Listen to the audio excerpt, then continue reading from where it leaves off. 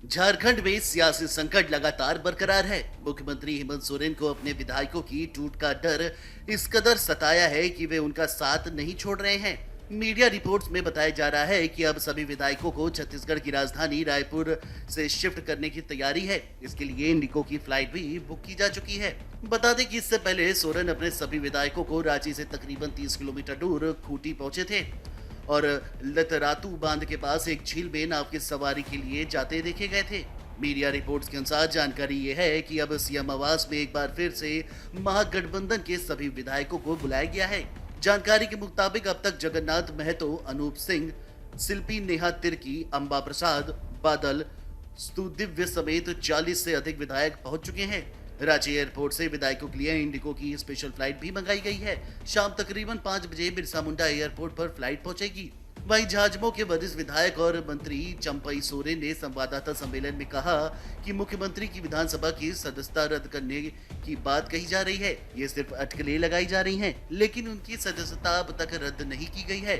साथ ही उन्होंने कहा कि झारखंड में पूर्ण बहुमत के साथ सरकार काम कर रही है। चंपई ने कहा कि चर्चा है कि निर्वाचन आयोग से पत्र आ गया है, लेकिन राज्यपाल ने अब तक कोई बात सामने नहीं रखी है। ये लोकतंत्र में जनता का अपमान है। ऐसा माहौल बनाया जा रहा है जैसे कुछ बड़ा होने वाला है। चंपई ने आगे कहा कि अब दिल्ली में विधायकों की खरीद बिक्री की भी बातें सामने आ रही हैं। उन्होंने कहा कि इससे पहले ऐसा ही महाराष्ट्र में देखने को मिला। उन्होंने पूछा, आखिर मंशा क्या है, बताया जाए। अगर राज्यपाल के पास कोई पत्र आया है तो उसे सामने लाया जाए। पूरे देश की नजर इस पर ही है। सभी को एक साथ देखकर भाजपा को सहन नहीं हो रहा है। राज्य को अराजकता की स्थिति में धकेला जा रहा है। इसके अलावा उन्होंने कहा कि राज्यपाल के कंधों पर बड़ी जिम्मेदारी है जिसे उन्हें पूरा करना चाहिए। आज राज्य की जनता सुबह से शाम तक बस प्रतीक्षा कर रही है। हेमंत सोरेन की लोकप्रियता भाजपा को पच नहीं रही है। वहीं कांग्रेस नेता और मंत्री बन्ना गुप्ता ने भी तीखा हमला बोलते हुए कहा कि भाजपा की सोची समझी साजिश के तहत ऐसा कार्य किया जा रहा है। आज की स्थिति लोकतंत्र का काला अध्याय है।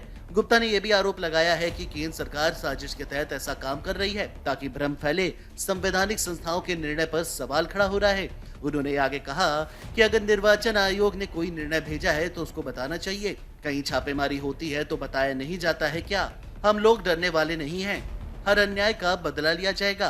बाद में एक संयुक्त बयान में यूपीए विधायकों ने कहा, क्या राजभवन समय बढ़ाकर खरीद फरोख्त को बढ़ावा देना चाहता है? कानूनी सलाह क्या है जो वह लेने में सक्षम नहीं है? ये लोकतंत्र और लोगों का अपमान है। Video desk amarujala.com। डाउनलोड करें अमर उजाला ऐप और पाएं खबरें लगातार।